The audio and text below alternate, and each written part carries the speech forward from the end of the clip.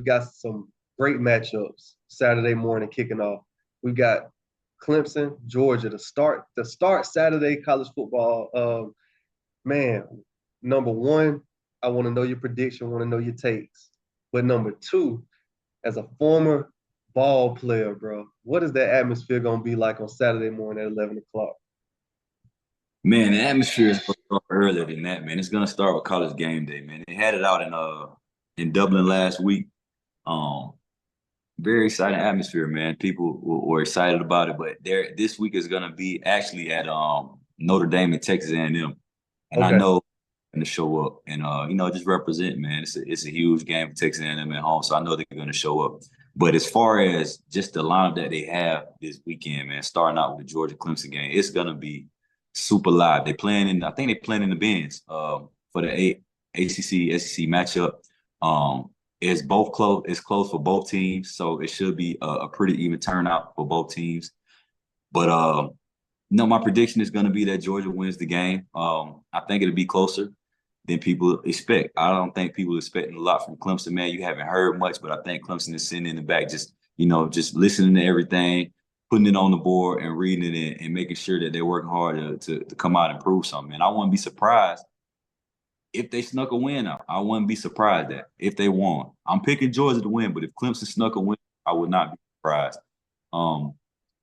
It's going to be a good game. I can't wait to watch the game, to be honest. I think where Georgia is going to have the best matchup is definitely at the quarterback position, the veteran Carson Beck. Even though Clemson has a good quarterback in Cuban, I want to see him grow a little more. I think they have the matchup at quarterback. And another thing is ETN is supposed to be out. Georgia running back transfer from Florida. He's supposed to be out this game, man. Georgia always seems to have, a few players out for the first couple of games, man. I don't know what it is, what's going on in Athens, but they always seem to have major guys out. The So guy's suspended, right? Is that suspended? got suspended. All right. Man, kids being kids, man. We done been there before. We know it's a part of it. I'm with you. I gotta agree. I take Georgia as well on the prediction, but I definitely think it'll be within that 13. The spread is 13 and a half. I think Clemson will cover the 13 and a half spread, but only for one reason, man, Dabo Swinney. I think this game is a make or break kind of for him. And the reason I say that, not winning or losing, but if Kirby come in there and punch them boys in the mouth and do something that blow them out, let's say 28 points, 30 something points, it could get ugly in Death Valley for Dabo. And that's why I think he will have his kids prepared. They'll come and they'll play for him. They'll play hard. And I think Clemson will cover the 13 and a half point spread, but I'm taking the Bulldogs here, man. I'm an SEC guy. I feel like the SEC is the best league around. And I don't think Clemson have enough. I don't think they're tough enough. I'll leave it at that. I say Georgia win the game. Again, I think that toughness coming from the head guy means a lot. I think it starts at the top. I think he's created a culture where anytime they line up on Saturday, man, the boys taste blood. They ready to compete. So I'm taking the Bulldogs, and I take them by 10. 10. Okay. Give me a score prediction. Oh, man, I see a low-scoring game, man. let's say 27-17. I don't know what that looked like, 27-17, something like that. All right, I had 34. I'll take 34 to 24. 34 I can see it. Georgia putting up points, late touchdown, beat them down already. I see it. All right, man, moving along, we got another great matchup. Penn State, number 9, playing against West Virginia. Franklin, been watching them ever since they kicked off the season, really, with Auburn a few years ago. Obviously, we went up to Penn State. We got beat.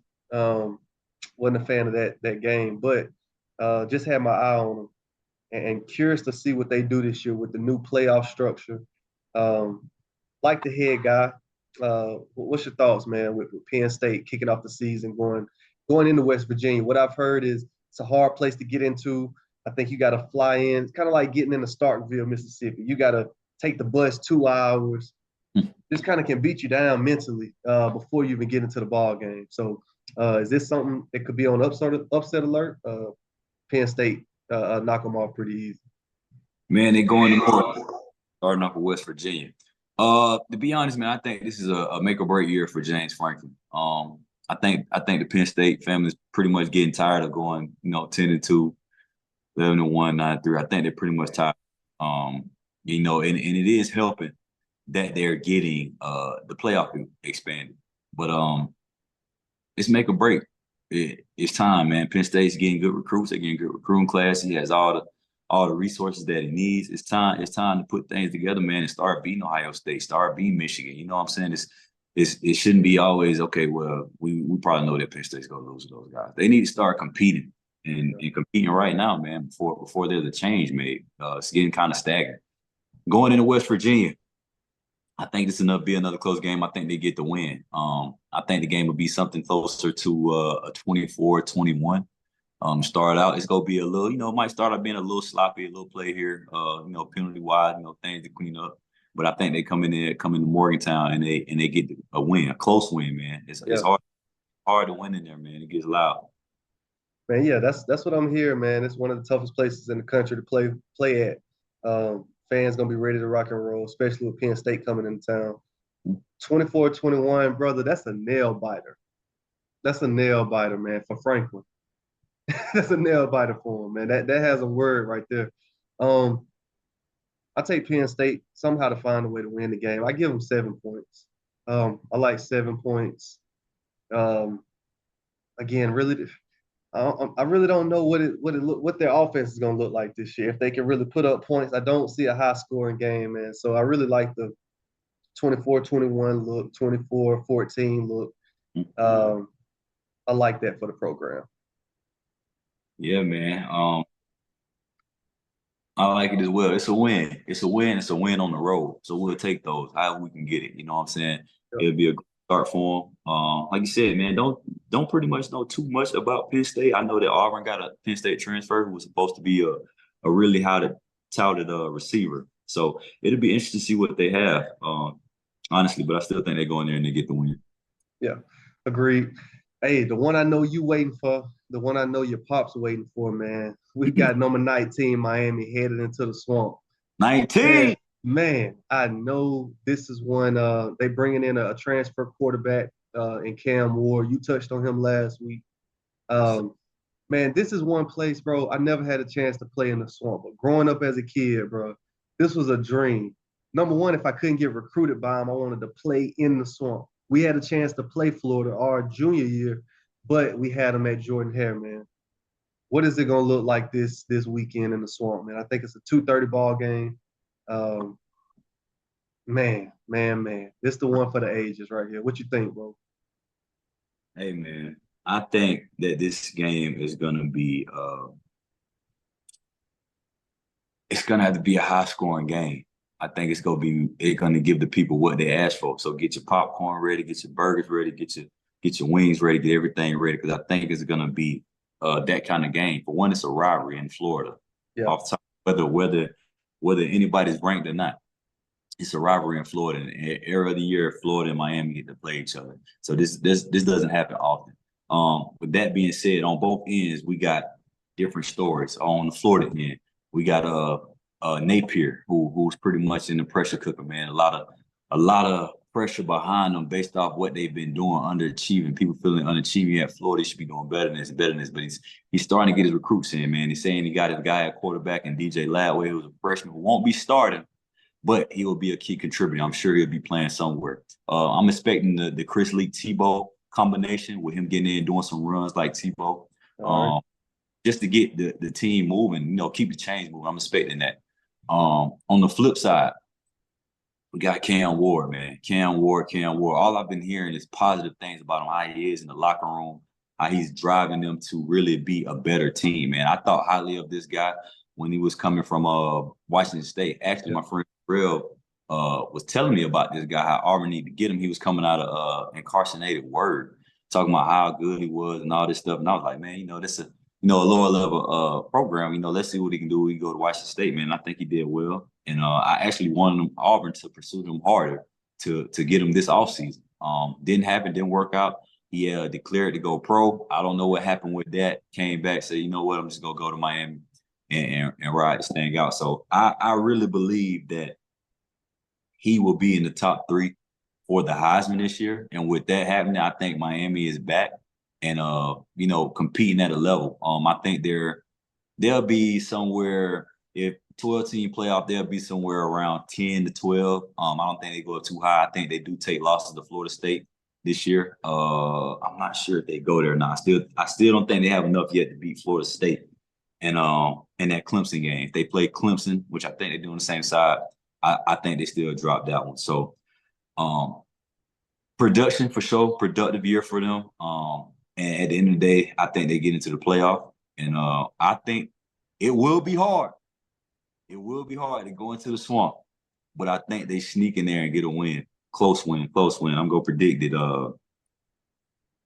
Prediction 41-38, Miami. 41-38, man. What a ball game again, bro. When you're giving me your predictions, man, I'm excited to see these ball games. I tell you that much. I'm excited to see Miami. Again, just like you said, Cam Ward, what does that offense look like? What does that team look like coming off of last year? I think it's kind of like you said, another make or break. Both of these programs at a make or break situation. But I got to take Florida, man.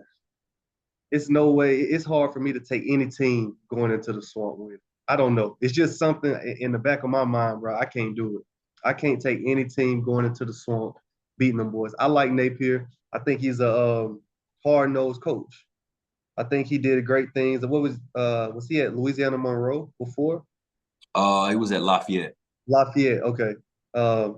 Did solid things over there, which got him to Florida. I think he'll have those guys ready to play. With that being said, I take Florida with an upset. In-state rivalry, as you mentioned. And somehow the Gators get it done. Somehow. Prediction. Prediction. I'm with the 3 points. What'd you give them? 3 points? The opposite way. 41-38. I like it, man. Let's flip it around. Let's take Gators. And when the field goal kicker hits the game-winning field goal, he's gonna run around the stadium. Gator chomp, man. That's what I'm taking. All right, Florida. I'm taking Miami on that one. Kane. Let's get it. You got Notre Dame. Notre Dame headed into Aggie land, man. College Station. Playing against probably one of the best defensive lineman unit in the country. I'm excited to see this one as well, man. Like you said, the slate for Saturday may be one of the best we done seen in a while. With the matchups that we got. So I think Notre Dame will come in prepared, but I think Texas A&M, that environment, that defensive unit will be too much. And I got Texas A&M winning by 14. Got Texas A&M winning by 14 at home. Again, what are they? Number 20 team in the country right now. Notre Dame sitting at 7. So I say it's another SEC matchup. It's hard for me to go against the SEC, as you can tell, bro. Man, you got the boys stomping Notre Dame, huh? Yeah, man. A little punch in the mouth, man. I don't know if Notre Dame can respond once they get hit in the nose. Man, this is going to be a very interesting game, man. Very interesting game. One, because obviously it's a highly ranked game. Like you said, number 7 Notre Dame versus number 20 Texas A&M. It's in Aggie land. They go be ready. It's going to be a lot of people there. They got the Yale practice the night before at 12 o'clock.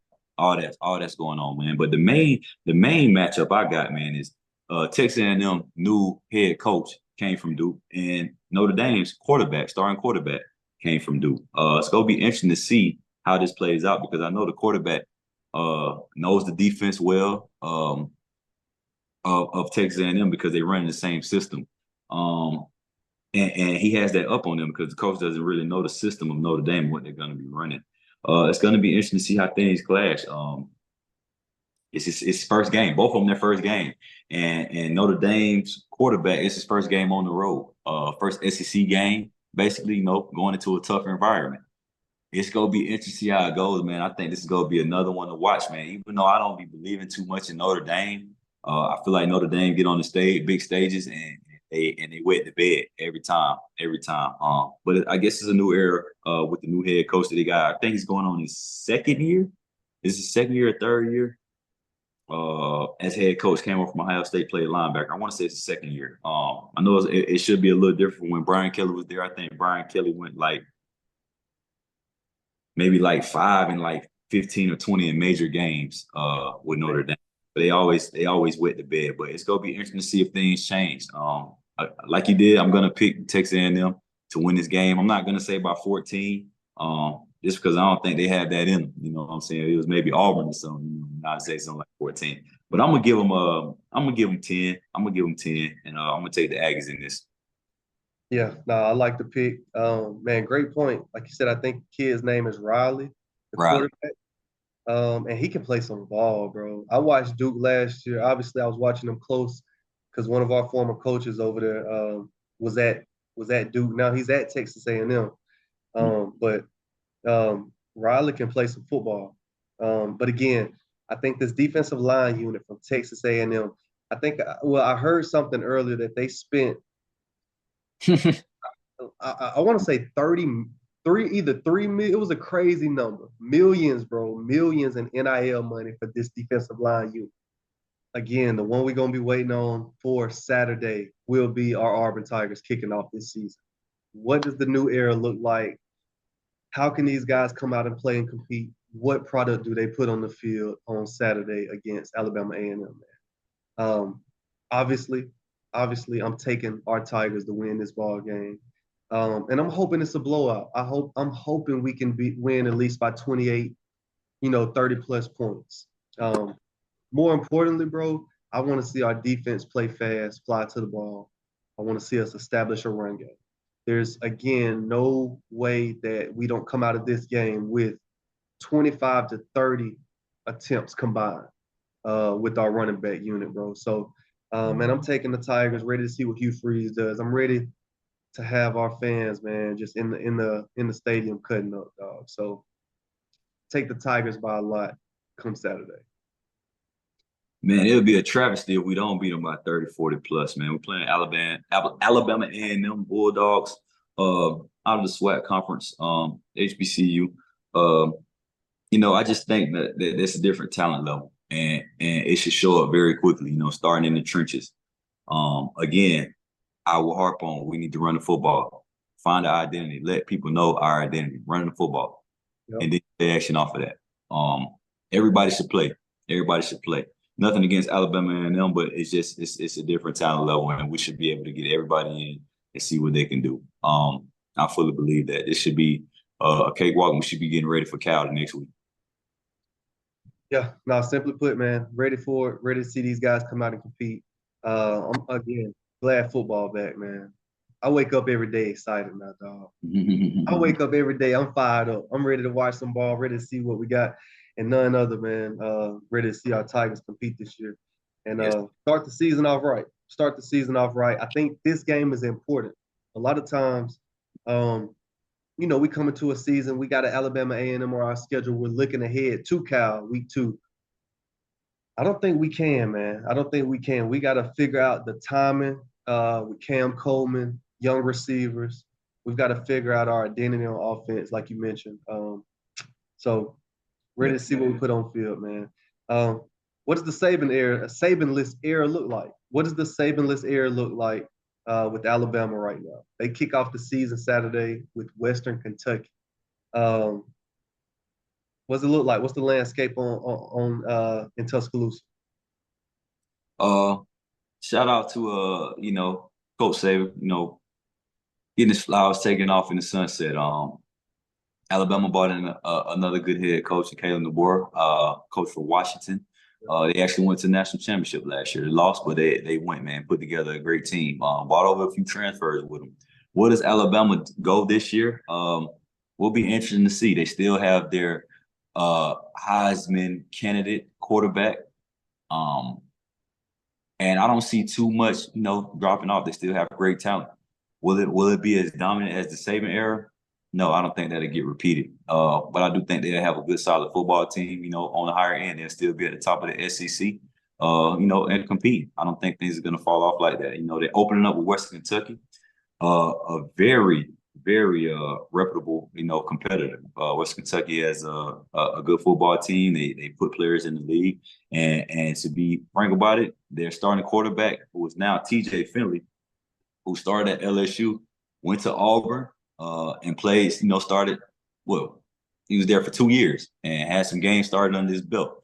It's gonna be interesting to see how he fared, man. He's on about his fourth team. I think he was at Texas State last year, Mm-hmm. and it's gonna be interesting to see how he performs on a major stage, game one. With West Kentucky. What a storyline. What a storyline. I did not know TJ Finley was at Western Kentucky. But that's an SEC caliber quarterback. That's the storyline. You've got an SEC caliber or someone who has played in the SEC, played against Bama. Didn't he start against Bama a few years? Yeah. Hey, Yeah. he's seen this matchup before. Obviously, the guys in his surrounding cast will not be the same at all of what he had when he was with Auburn. Um, but I think it's going to be another great matchup and a great way for Alabama to come out and show exactly who they are. Mm-hmm. I think Bama has the same strength and conditioning coach, right? Cochran, is he back over there? I think so. I think he left Georgia and went back to Bama, which again, some type of familiarity around the program, hard nosed coach, Mm-hmm. and a coach who's seen it. When you think about it, a lot of those coaches who had been around Saban and under Saban for 10 plus years, whatever the case is, man, you take pieces of those, learnings, bro, and you make it to who you are. So I think it's important to have Scott around the program. I think they're gonna be ready to play some ball, man. So definitely taking Bama. I think that they'll do what they always do, and they'll win this game 52 to 17. 52-17. 52 to 17. I take Bama. Sounds about right. I'm gonna take Bama as well, man. Like you harped on the strength and conditioning coach coming back, man. He brings the attitude and the edge, man. I think the players adapt to, man. He gets them started, gets them going before they get to their coaches. So I think that was a key addition to get them back. So yeah, taking Bama though, huge. Let's move on next. Let's get it. Moving along Sunday night, man. Might be one of the best matchups of the week. You got number 12 LSU headed to Cali, going back to Cali to play against 23 USC. Is USC's coach going to show up? This is a game where he can show that he's ready to lead a program against an amazing SEC team, tough nosed, hard nosed SEC team. Man, what's your thoughts with LSU Tigers headed up to see USC and the number 23 Trojans, brother? Man, off the rip, man, I'll go to LSU. Just off the rip, I'll just SEC and rock with SEC with us. They're playing their game in Las Vegas. They playing in Vegas. Oh, that's right. They are playing in Vegas. That's right. You're right. Vegas, man. USC just doesn't seem to show up in major games like this. All I could think of when they started this game is when they played that Bama that first game and they came out like dogs doing all that, and then before you know it, it was already over. That's all I could picture until they change my mind and show me something different. That's what I'm going to expect, especially against the SEC team.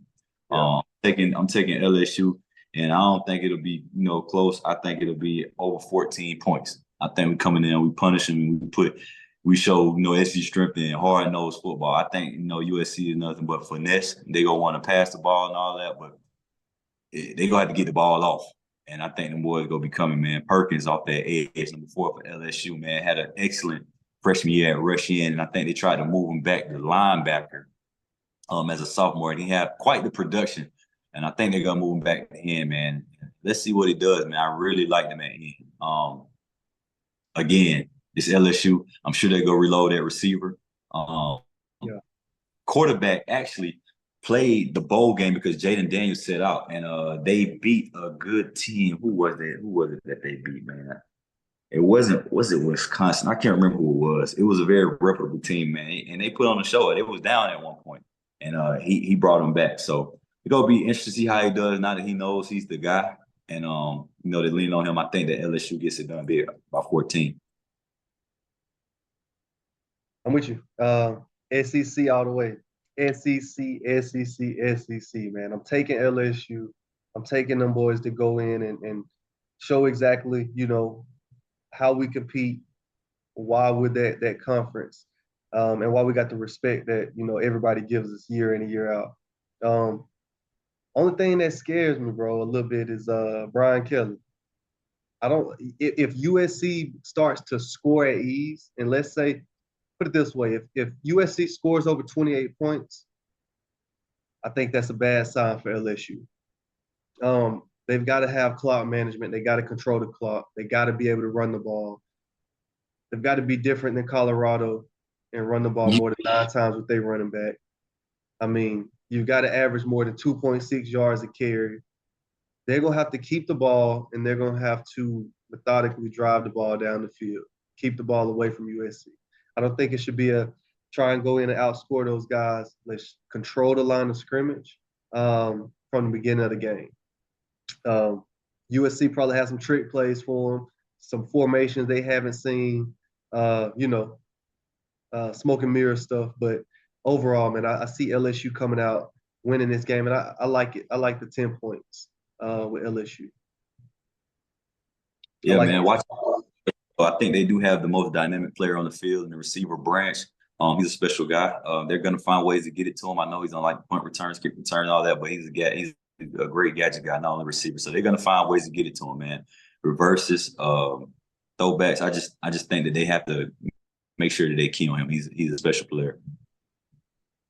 Yeah, no, it's got to happen, or it'll be another upset Sunday night. All right, Monday, we've got Florida State coming back around, man, trying to prove themselves after the loss to Georgia Tech. This is another ACC matchup with Boston College. I think they're in the ACC. Yep, 2 back-to-back conference games for Florida State. Talk about it, bro. Yeah, man, let's talk about it, man. I don't think this game is going to be easy as people suspect, man. Yep.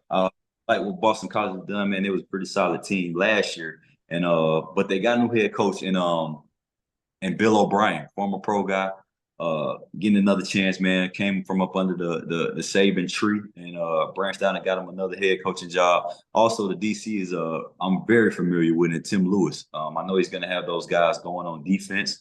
Very smart guy. Going down into Tallahassee, Florida, FSU, man, I'm going to pick them to win, but I think it's closer than expected. Last year, Boston College played Florida State extremely close. Extremely close. Could have won the game. It was that close, man, what it came down to. But I think Keon Coleman, who's now a Bill on second round receiver, I think he made a play and got him to win the game. So this is going to be a very interesting game, man. They got prime time. They're the only game that's on Monday, playing at 7:30 at night on ESPN. I'm going to take the nose and the bounce back just because they're at home. They're going to have the crowd to push them along. Does DJ play better? I think he plays better. I think they learn what to do as far as what he needs. I don't know if they asked him, hey, man, what are you comfortable with, stuff like that. I think they just kind of pretty much ran their stuff. I think they cater more to what he does well, honestly. And I'm going to pick them in a close game. Just like last year, they're at home. I think they'll win by 7. I'm going to go with let's go 28-21. Either 28-21 or like a 27-21 type game to me. Yeah. I'm with you, bro. I'm going to piggyback off what you said, bro. 28-21, Florida State finds a way to rebound. Won't be an easy ball game. The score obviously says that. But, man, I just think that the difference will be, again, like you mentioned, Keon Coleman making a play last year. I think it'll be athletes. Florida State will have an athlete make a play, whether it's on the D-line, interior, receiver, pick six, something. I think they'll just, have a guy to make a difference and somehow figure out a way to rebound and get themselves, back in the playoff picture maybe. Didn't you say you see Florida State, FSU at a 10, 11 spot? Yeah, they're number 10 right now. Okay. Florida State ranked number 10 right now. So okay. Right now, even after the loss, I think they started out as number 6. Okay. Don't quote me. So they fell a few spots, but I mean, they still top 10. And the importance of this game, bro. Everybody right now, you know what's at the end of the season. It's playoff picture. So this is a must-have win, damn near for FSU, right? For sure, for sure. It's a conference game. Can't go down 0-2 in the conference. Yeah. Can't at a home game. You went from a neutral site to a home game loss. It's gonna be hard to come back from, man. So yeah, they need it. They need it. Yeah. And they're gonna win this game. I hope so, man. I know I spoke highly on Novell and what he brings to a program. And again, I'm not lost on the fact that Georgia Tech was a good ball team. I just think this is a must win. Monday night prime time is a must win for the program, and if not, things can go downhill quickly. Quick, man. Shit, while we in Tallahassee, while we down in Tallahassee, man, let's give a shout out to Florida and the Rattlers right here. Bam, winning last in the SWAC MEAC Challenge out here in Atlanta. Playing Norfolk State. They won by 1 point, but hey, man, a win is a win. We'll take it. This week we're back at home in Tallahassee again, which is really rare. That Florida State and FAMU have a home game because that's usually not happening. Usually one is gone and one is at home. So shout out to my city, Tallahassee, Florida. We're growing. We must be getting more hotels for people to stay in. But this week we got a home game, and we're playing against South Carolina State, which is pretty much like a rival for Florida and another good ball club. Let's go and see what they do at home, man. So shout out those guys. Man, yeah, I know the 1 point win last week was big for the entire program, university. Like I said, there was a lot going around, a lot of drama to say the least, man, about what was going on. But I think, for this purpose, I think great rebound last week.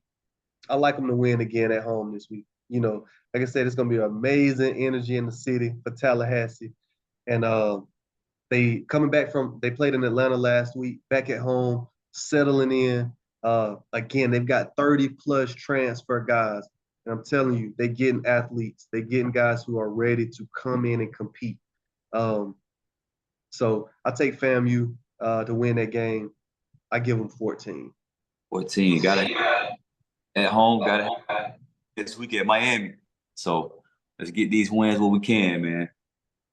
There it is, baby. Warm up rivalry, man. Let's get ready for some college football Saturday.